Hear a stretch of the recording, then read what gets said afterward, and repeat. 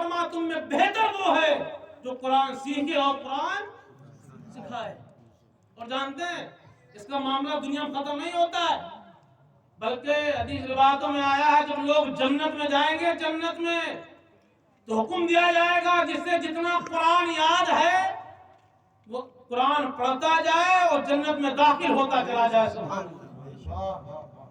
کہاں جائے گا؟ جنت درجے ہیں، ایک درجہ 2 3 4 شروع میں ہے آخر میں ہے سب سے اعلیٰ مقام. حکم دیا قرآن پڑھو، پڑھتے جاؤ، اندر اپنی منزلیں طے کرتے جاؤ، ترقیاں حاصل کرتے جاؤ، منزلیں اوپر بڑھتی چلی جائیں گی. اب جس سے کچھ یاد ہی نہیں ہے وہ کہاں جائے گا؟ کسی ایک پارہ یاد ہے، کسی کو 2 پارے یاد ہیں، کسی کو 10-20 سورتیں یاد ہیں، کسی کو پورا قرآن یاد ہے.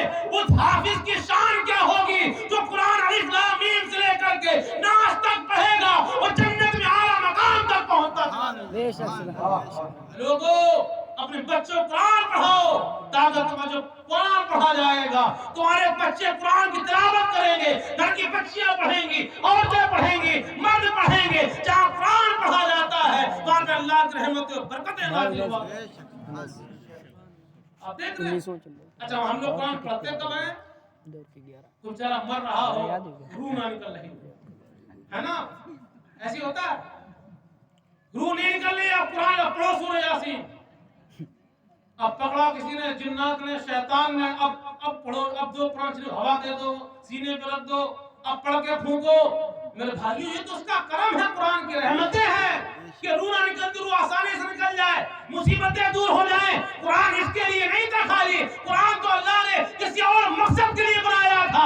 انسان پڑھے، ہدایت پائے، عمل کرتا چلا جائے، یہاں بھی کامیاب ہو جائے. نعرہ تکبیر، نعرہ رسالت، عظمت کلام پاک، جشن دستار حفظ القرآن. نعرہ تکبیر، نعرہ رسالت. اب دیکھیں اللہ اکبر، بات آئی بتاؤں. آج لوگ قرآن کہاں پڑھتے ہیں؟ کتابوں میں لکھا ہے، ایسے ایسے واقعات ملتے ہیں کتابوں میں. اور کوئی اچھا قرآن پڑھنے والا اگر کبھی جنگلوں میں نکل جاتا اور جنگل میں، بیابان میں، جنگلوں میں بیٹھ کر کے اچھے لب و لہجے سے جب کوئی قاری قرآن کو پڑھ کے جھوم کے پڑھتا تھا. اللہ اکبر. کتابوں میں لکھا ہے جنت کے جنگل میں قرآن پڑھتا تھا تو شیر و چیتا، بڑے بڑے درندے جانور نکل کر کے اس قرآن پڑھنے والے کے ارد گرد بیٹھ کر کے قرآن سنا کرتے تھے. یہ بتاتے تھے لوگوں ہم اگرچہ شیر ہیں، اگرچہ چیتا ہے، ہم انسانوں کو پھاڑ دیتے ہیں، لیکن یہ قرآن کو انسان جھوم کے پڑھتا ہے تو ہم بھی سننے کے لیے تیار ہیں. قرآن پڑھو، خود بھی پڑھو، اپنے بچوں کو پڑھاؤ، اپنے لڑکوں کو پڑھاؤ، اپنی لڑکیوں کو پڑھاؤ. حافظ صاحب یہاں مدرسہ چلاتے ہیں، بچے پڑھاتے ہیں. اگر تم نے یاد رکھنا میرے بھائیو، اپنے بچوں قرآن کی پڑھا لیا، قرآن کی تعلیم دے دی، ہم تو چلے جائیں گے، حافظ جی تو چلے جائیں گے، لیکن تمہاری قبروں پہ جب تمہاری اولادیں قرآن کی تلاوت کریں گی، جب نمازیں پڑھیں گی، جب انا اعطینٰ پڑھیں گی، جب الحمد پڑھیں گی، جب قرآن پاک کی تلاوت ہوگی، تم تو اپنی قبروں میں سو رہے ہوگے، قرآن اولادیں پڑھیں گی، تمہاری قبروں پہ اللہ کی رحمت و برکتیں نازل ہے کہ نہیں؟ لیکن ہوتا کیا ہے، ہم اپنے لڑکوں کو نہیں پڑھاتے ہیں. کنہیں پڑھاتے ہیں؟ بیٹیوں کو.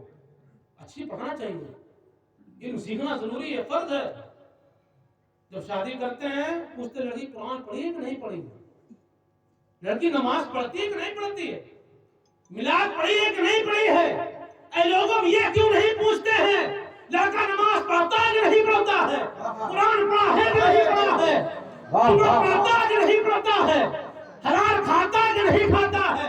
ایسا تو نہیں ہے دوسرے کی بہو بچوں کو تاکتا پھرتا ہو، ایسا تو نہیں ہے کہ جوا کھیلتا ہو، ایسا تو نہیں ہے شراب پیتا ہو، ایسا تو نہیں ہے سٹے بازی کرتا ہو. اے لوگوں ہماری قوم کے لڑکے بھی پڑھیں، لڑکے بھی پڑھیں گے، انشاءاللہ ہمارے گھروں کا ماحول اللہ بدل دے.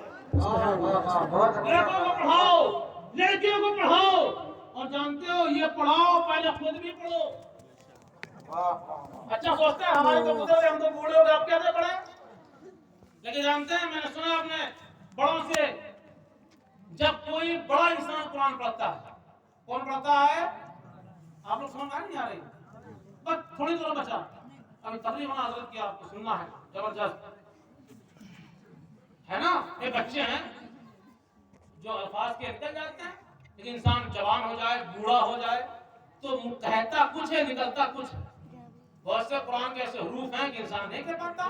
لیکن اگر بوڑھا انسان، بزرگ انسان جوانی ڈھلنے کے بعد اسے شوق ہو، قرآن پڑھے، قرآن کو پڑھنا سیکھے اور زبان نہیں پلٹتی ہے، میں نے سنا علماء کرام فرماتے ہیں اللہ اسے ایک نہیں بلکہ دوہرا ثواب عطا فرمایا کرتا ہے. ڈبل ثواب. ایک تو قرآن پڑھنے کا، پھر ایسی وہ میں پڑھ رہا ہے کہ کہنا چاہتا ہے، حروف نکالنا چاہتا ہے، نکلتے نہیں ہیں، کوشش کر رہا ہے، جدوجہد کر رہا ہے. میرے بھائیوں، اگر ایسا اللہ توفیق دے دے بڑھاپے میں، جوانی میں قرآن پڑھنے کی انسان کوشش کرے تو اللہ اسے ڈبل ثواب عطا فرمایا کرتا ہے. واہ واہ واہ.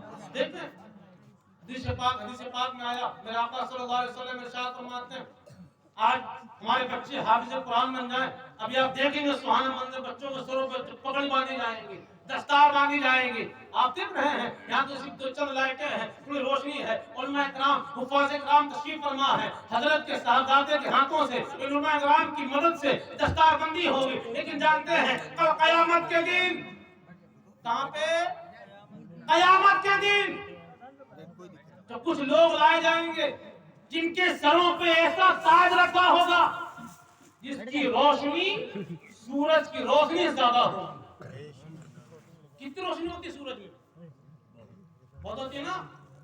مئی جون میں اتنی ہوتی ہے کہ انسان دیکھنا چاہے تو آرام دے سکتا ہے نا، نہیں دیکھ پاتا.